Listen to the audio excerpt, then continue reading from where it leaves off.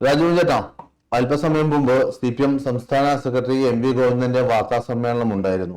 നമുക്കറിയാം, അതായത് തദ്ദേശ സ്വയംഭരണ സ്ഥാപനങ്ങളിലേക്കുള്ള തെരഞ്ഞെടുപ്പിൽ ഇടതുപക്ഷം കനത്ത തിരിച്ചടിയാണ് നേരിട്ടത്. മുനിസിപ്പാലിറ്റികളിലും കോർപ്പറേഷനിലും അതുപോലെ തന്നെ ബ്ലോക്ക് പഞ്ചായത്തിലും ജില്ലാ പഞ്ചായത്തിൽ പോലും അടിയുണ്ടായി.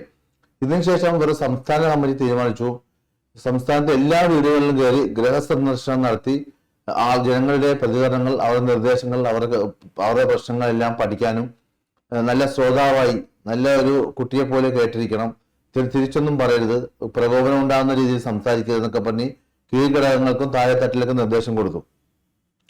ഇപ്പൊ അതിന് റിപ്പോർട്ട് പുറത്തു വന്നിട്ടുണ്ട്. അപ്പൊ അതിൽ പറയുന്നത് ഇന്നിപ്പോ വാർത്താ സമ്മേളനത്തിൽ ഗോവിന്ദമാഷ് പറയുന്നത്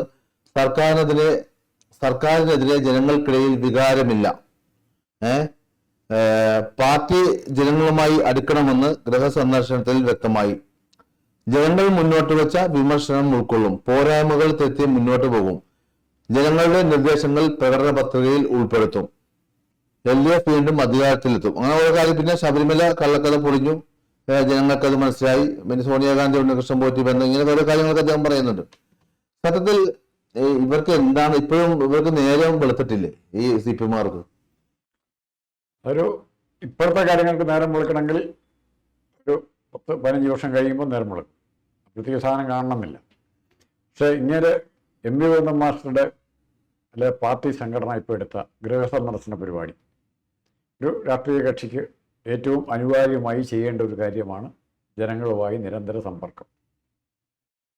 പക്ഷേ ഇവിടെ CPM-കാർക്ക് എന്താണ് വീടുകളിൽ ഭവനങ്ങളിൽ പോയി പറയാനുള്ളത്?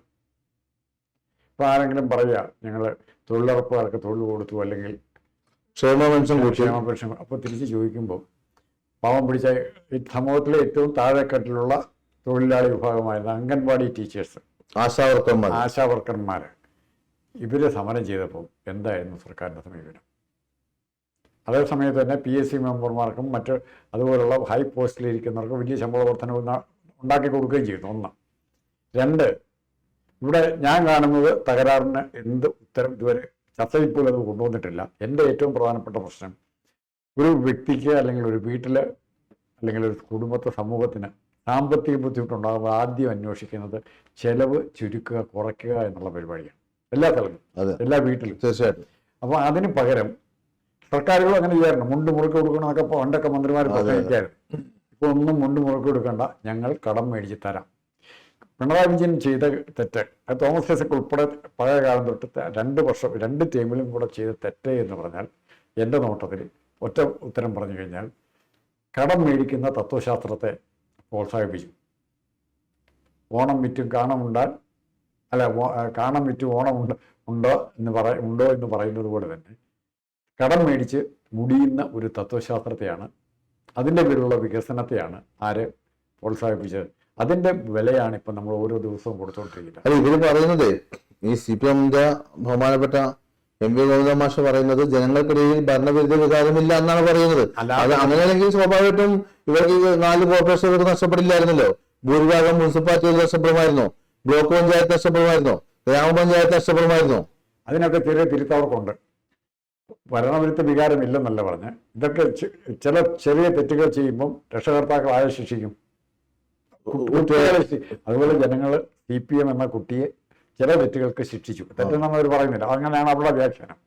ഇനി രണ്ടാമത്, ഭരണവിരുദ്ധ വികാരമില്ല എന്ന് പറഞ്ഞാൽ അനുകൂല വികാരമുണ്ടെന്ന് അർത്ഥാവുന്നുണ്ടോ? മാഷ് പറയുന്നത് വീണ്ടും അധികാരത്തിൽ വരാനുള്ള എല്ലാ സാഹചര്യവും ഉണ്ട്, അല്ലെങ്കിൽ വീണ്ടും മൂന്നാമതും അധികാരത്തിൽ വരുമെന്നാണ് പറയുന്നത്. അതിന്റെ അർത്ഥം അനുകൂലമാണ് കാര്യങ്ങളെന്നാണല്ലോ മനസ്സിലാക്കേണ്ടത്. അനുകൂലമായൊരു വികാരം ഉണ്ടായിരുന്നെങ്കിൽ അത് പ്രകടിക്കപ്പെടാൻ ഒത്തിരി സ്ഥലങ്ങളുണ്ടായിരുന്നു. നിലമ്പൂർ ബൈ ഇലക്ഷന്, പാലക്കാട് ഇലക്ഷന്, ലോക്സഭനെ കൂട്ടുന്നു. ലോക്സഭ കോൺഗ്രസ് ജയിക്കുന്ന ഒരു പാരമ്പര്യം ഉള്ളതുകൊണ്ട് ആ ട്രഡീഷൻ തുടരുന്നു. മറ്റ് അവസാനം വന്ന തദ്ദേശ ഗ്രാമപഞ്ചായത്തിൽ ഏറ്റവും താഴെത്തട്ടിലുള്ള സ്ഥലത്ത് വരെ പോയി ജനങ്ങൾ പ്രതിനിധിയെ തിരഞ്ഞെടുത്തപ്പോൾ ആര് പരാജയപ്പെട്ടു? LDF പരാജയപ്പെടുകയാണ്. അപ്പോൾ LDFിൻ്റെ പരാജയം വോട്ടേഴ്സിൻ്റെ തിരസ്കരണത്തിൽ കൂടെ ഉണ്ടാകുന്നത്. അവർക്ക് അവിടെ വെറുപ്പ് പ്രകടിപ്പിക്കേണ്ട ആവശ്യമില്ല. അവർ വെറുപ്പ് പ്രകടിപ്പിക്കുന്ന മെഷീനിലല്ല വോട്ട് ചെയ്യാൻ പോകുന്നത്. അവർ വോട്ട് ചെയ്യാൻ പോകുന്നത് EVM-ലാണ് വോട്ട് ചെയ്യാൻ പോകുന്നത്. EVM-ൽ വോട്ട് ചെയ്യുമ്പോൾ അവർ കാണുന്ന ഫോട്ടോ ആരുടെയാണ്?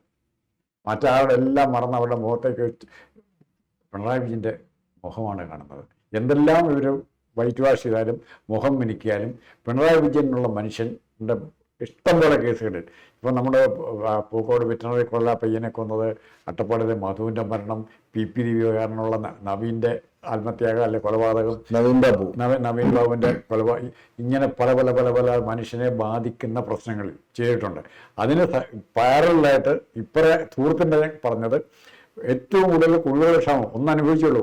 പെപ്സി കോളയും കൊക്കക്കോളയൊക്കെ കമ്പനി തുടങ്ങി പാച്ചമടലിൽ അനുഭവിച്ചു പോയുള്ളൂ ജലക്ഷാമം.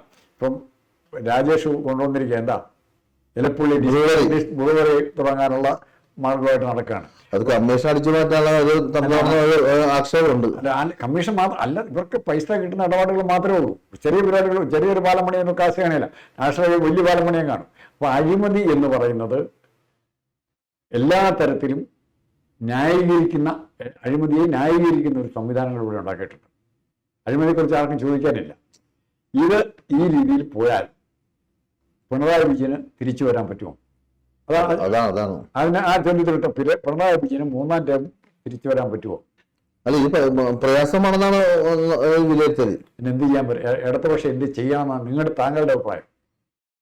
ഇടതുപക്ഷത്ത് എനിക്ക് വ്യക്തിഗതമായിട്ട് മനസ്സിലാക്കാൻ തോന്നുന്നു, നമുക്ക് തദ്ദേശ സ്വയംഭരണ സ്ഥാപനങ്ങളിലേക്കുള്ള തെരഞ്ഞെടുപ്പ് കഴിഞ്ഞപ്പോൾ മൊത്തം നിയമസഭാ മണ്ഡലങ്ങളിലേക്ക് ഈ വോട്ടുകൾ കൺവേർട്ട് ചെയ്യുമ്പോൾ 80 മണ്ഡലങ്ങളിൽ UDF വ്യക്തമായ ആധിപത്യമുണ്ട്. ബാക്കിയുള്ള മണ്ഡലങ്ങളിൽ 82 ബാക്കിയുള്ള മണ്ഡലങ്ങളിൽ LDF ആധിപത്യം. അപ്പോ ഈ 82 എന്നുള്ളത് പറയുന്ന സ്ഥാനമുണ്ടല്ലോ, 72 സീറ്റ് മതിയല്ല ഭരിക്കാൻ. ഒരു 10-12 സീറ്റിന്റെ ഡിഫറൻസ് ഇപ്പോഴും ഉള്ളൂ. ഇപ്പൊ ഉദാഹരണം ആ കണക്കില് പത്തനാപുരത്ത് ഈ നമ്മുടെ തദ്ദേശ സ്വയംഭരണ സ്ഥാപനങ്ങളിലൊക്കെ ഇലക്ഷൻ അനുസരിച്ച് പത്തനാപുരത്ത് UDF മുൻതൂക്കം. പക്ഷെ ഗണേഷ് കുമാറാണ് മത്സരിക്കുന്നതെങ്കിൽ ഗണേഷ് കുമാറിന്റെ കാര്യത്തിൽ ഗണേഷ് കുമാർ ഒരു മണ്ടത്തരം കാണിച്ചു. ഉമ്മൻചാണ്ടിയുടെ വിഷയത്തിൽ ഉമ്മൻചാണ്ടി ഇപ്പോഴും ഗണേഷ് കുമാർ കിടന്നാക്രമിക്കും. ഉമ്മൻചാണ്ടി തെറ്റ് ചെയ്തിരുന്ന ഉമ്മൻചാണ്ടി ജനം പറഞ്ഞു ഇഷ്ടപ്പെട്ടിരുന്നു. പക്ഷേ ഉമ്മൻചാണ്ടിയുടെ പഴയ എന്തെല്ലാം തെറ്റ് ചെയ്താലും ശരികൾ ഓർക്കാൻ സാധ്യതയില്ല. ഉമ്മൻചാണ്ടി എന്നുള്ള നല്ല മനുഷ്യനെ കേരളത്തിൻ്റെ ജനങ്ങൾ ഓർക്കും. മനുഷ്യനെ സ്നേഹിച്ചിരുന്ന നല്ല മനുഷ്യനെ ഓർക്കും. ആ ഉമ്മൻചാണ്ടിയെ വീണ്ടും ശവക്കോട്ടയിൽ നിന്ന് പോലും കയറി മുറിവേൽപ്പിക്കാനാണ് ആര് ശ്രമിക്കുന്നത്? ഗണേശൻ ശ്രമിക്കുന്നത്. അതിൻ്റെ തിരിച്ചടി എന്ന് പറയുന്നത് ഉണ്ടാവുക തന്നെ ചെയ്യും. ചിലപ്പോൾ നാളെ ഉമ്മൻചാണ്ടിയുടെ മകൾ തന്നെ അവിടെ പത്തനാപുരത്ത് മത്സരിച്ചാൽ പോലും അത്ഭുതപ്പെടുന്നു. അത് പിന്നെ വേറെ കാര്യം പറയുകയാണെങ്കിൽ ഇപ്പൊ അരൂർ എന്ന് പറഞ്ഞ മണ്ഡലം, എന്റെ മണ്ഡലം അരൂരാണ്. ദിലീപ മത്സരിക്കുന്ന ദിലീപ ഇപ്പൊ കഴിഞ്ഞ ആഴ്ച വിവാദത്തിലൊക്കെ പെട്ട് ജമാഅത്ത് ഇസ്ലാമിയുടെ വേദിയിൽ പങ്കെടുത്ത് വിവാദമായി. ജമാഅത്ത് ഇസ്ലാമിയുടെ അമീർ ആ പരിപാടിയിലൊക്കെ പങ്കെടുത്തു. ആ മണ്ഡലത്തിൽ 600 ചില സംതിങ് വോട്ടിന് UDF മുൻതൂക്കമുണ്ട്. വെറും 600 ചില വോട്ടിന് മുൻതൂക്കമുണ്ട്. ഷാനിമോൾ ജയിച്ചതോ? ഷാനിമോൾ ജയിച്ചത് ബൈ ഇലക്ഷൻ 2019 2000 വോട്ടിന് ഷാനിമോൾ ജയിച്ചു. പിന്നെ 2021 7000 വോട്ടിന് ദിലീപ മണ്ഡലം തിരിച്ചു പിടിച്ചു. CPM അരിവാ ചുറ്റിയ നക്ഷത്ര പാട്ടുകാരി ദിലീപ ചോദിച്ചു. അപ്പൊ അങ്ങനെ കുറെ മണ്ഡലങ്ങളുണ്ട്. ചെറിയ മാർജിനില് 2 പാർട്ടികൾക്കും മുൻതൂക്കമുള്ള മണ്ഡലങ്ങൾ 2 പാർട്ടി LDF-നുണ്ട് UDF-നുണ്ട്. അങ്ങനെ മുൻതൂക്കമുള്ള മണ്ഡലങ്ങൾ തദ്ദേശ ഇപ്പം നമുക്ക് 2-3 ഇലക്ഷൻ കാൽക്കുലേഷന് വേണ്ടി 2-3 നമുക്ക് ഉപയോഗിക്കാൻ പറ്റും അടുത്ത വർഷത്തിന് വേണ്ടിയിട്ടുള്ള. ഒന്ന്, ആദ്യത്തെ ഫസ്റ്റ് നമ്മൾ നോക്കുന്നത് 2021 ജയിച്ച വിജയമാണ്. പിന്നെ വേണമെങ്കിൽ നമുക്ക് ആ വിജയത്തെ പെട്ടെന്ന് വേണമെങ്കിൽ നളിഫൈ ചെയ്യാം. ഏതാ 2024 ലോക്സഭാ തെരഞ്ഞെടുപ്പിൻ്റെ ഫലമായിട്ട് കമ്പയർ ചെയ്യുമ്പോൾ കോൺഗ്രസിന് ഭയങ്കര അപ്പർ ഹാൻഡ്. പക്ഷേ ആ കണക്ക് നമ്മൾ എടുക്കുകയോ വേണ്ട. ലോക്സഭാ തെരഞ്ഞെടുപ്പിൽ കോൺഗ്രസിന് കിട്ടിയ ഭൂരിപക്ഷത്തെ നമ്മൾ മൈൻഡ് ചെയ്യാതെ തന്നെ നിഷ്പക്ഷമായിട്ട് കണക്ക് പിന്നെ കിട്ടുന്ന തദ്ദേശ തെരഞ്ഞെടുപ്പിലാണ്. ഇത് രണ്ടും കൂടെ കമ്പയർ ചെയ്യുമ്പോൾ നിങ്ങൾ പറഞ്ഞ പോലെ 80 സീറ്റിലധികം വ്യത്യാസം ആർക്കുണ്ട്? UDF-ന്. അല്ല, ഇപ്പൊ ഇതിലേ ഇപ്പൊ ഗോവിന്ദൻ മാഷ് ഭരണകൂടത്തിൽ പറഞ്ഞ കാര്യമുണ്ട്. ശബരിമല കള്ളക്കഥ പൊളിഞ്ഞെന്നും ജനങ്ങൾക്ക് മനസ്സിലായെന്നും പറഞ്ഞു. ശബരിമല സ്വർണ്ണക്കൊള്ളയിൽ CPIM ആരെയും സംരക്ഷിക്കില്ലെന്നും പറഞ്ഞു. അങ്ങനെയാണെങ്കിൽ ബഹുമാർ 2 മാസമായിട്ട് ജയിലിലാണ്. MP ഗോവിന്ദനുള്ള പാർട്ടി സെക്രട്ടറി ശബരിമല കൊള്ളയായിട്ട് ബന്ധപ്പെട്ടവർ സംരക്ഷിക്കുകയെന്ന് പറയുന്നുള്ള ശിക്ഷിക്കുന്നല്ലേ പറയണ്ടേ? എന്തുകൊണ്ട് പാർട്ടിയൊന്നും നടപടിയെടുത്തില്ല? അതാരാണ്? ഈ 2 പാർട്ടിയിൽ നിന്ന് പുറത്താക്കാമായിരുന്നു, അല്ലെങ്കിൽ സസ്പെൻഡ് ചെയ്യാമായിരുന്നു, അച്ഛനൊക്കെ നടപടി എടുക്കാമായിരുന്നു. ഇതൊന്നും ഈ 2 മാസം ചെയ്തിട്ടില്ല. പാർട്ടി ശിക്ഷ മാത്രമല്ലാത്ത തന്നെ കോൺഗ്രസിന്റെ ആൾക്കാർ ചെയ്തിട്ടുണ്ടെങ്കിൽ അതെ ഞാൻ പറഞ്ഞു. രാഹുൽ മാങ്കൂട്ടത്തിനെതിരെ വിവാദം ഉണ്ടായപ്പോൾ കോൺഗ്രസ് പാർട്ടി മാതൃകാപരമായ നടപടിയാണ്. ആദ്യം സസ്പെൻഡ് ചെയ്തു, പിന്നെ അംഗത്വത്തിൽ നിന്ന് പുറത്താക്കി. MLA സ്ഥാനം ഉണ്ടോ? അതൊക്കെ അത് വേറെ കാര്യം.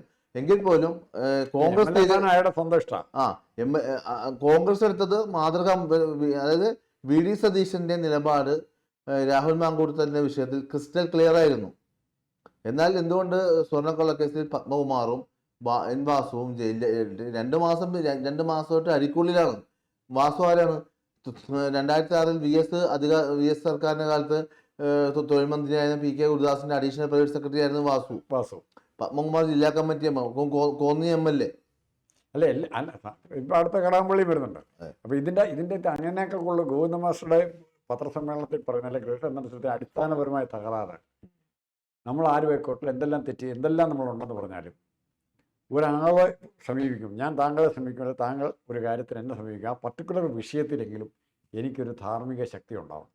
അതെ, ധാർമ്മിക അതോറിറ്റി. അതെ, പറയാനൊരു ധാർമ്മികമായ ആ അതോറിറ്റി ഇല്ലാതെ പറയുമ്പോൾ അത് വെറും വെള്ളത്തിൽ എഴുതിയ രേഖ പോലെയായി പോകും. ജലരേഖ. എം വി ഗോവിന്ദ മാസ്റ്ററെ പറ്റി പറയുമ്പോൾ ഉടനെ എം വി ഗോവിന്ദ മാസ്റ്ററുടെ ഭാര്യയെ പറ്റി പറയും, ആന്തൂർ മുനിസിപ്പാലിറ്റിയെ പറ്റി പറയും, M V Govinda master Shyam എന്ന് പറഞ്ഞ മകനെ പറ്റി പറയും.